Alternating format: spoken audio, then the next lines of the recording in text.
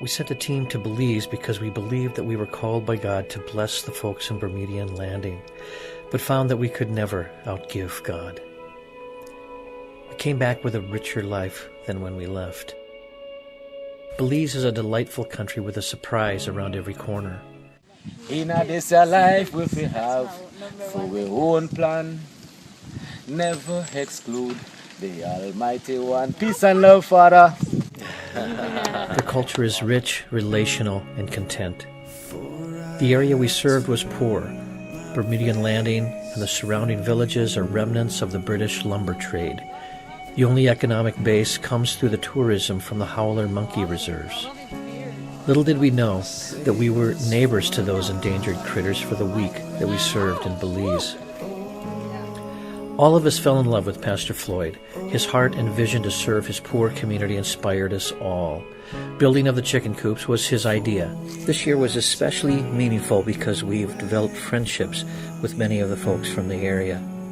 There's Fred and his family. Last year we helped him build a chicken coop for a half a dozen chickens who were laying eggs in the jungle. This year he had over 40 chicks in different stages of maturity, and we learned that he is selling his eggs and selling his live chickens to his neighbors.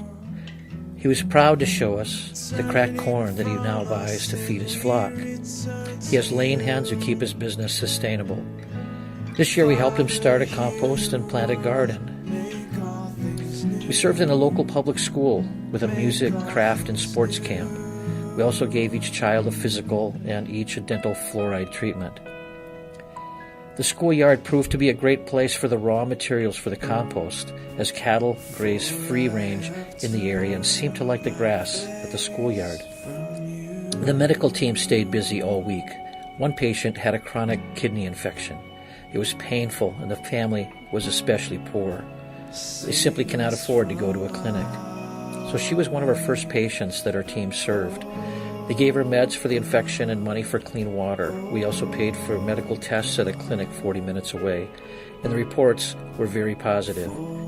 And perhaps the greatest joy for me was sitting in church and seeing a young man in the front row worshiping, singing his heart out. I recognized the young man. It was Kevin.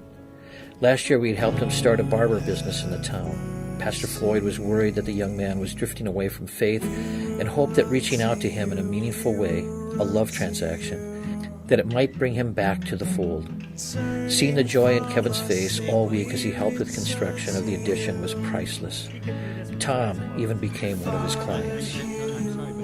Our team pondered the deep presence of God that we sensed while serving. We saw that with each act of serving and loving, we began to have a deeper connection with God. It's something that we began to call a love transaction. We all agreed to bring this mindfulness home with us, that we can still have love transactions back home. It just might look a little different.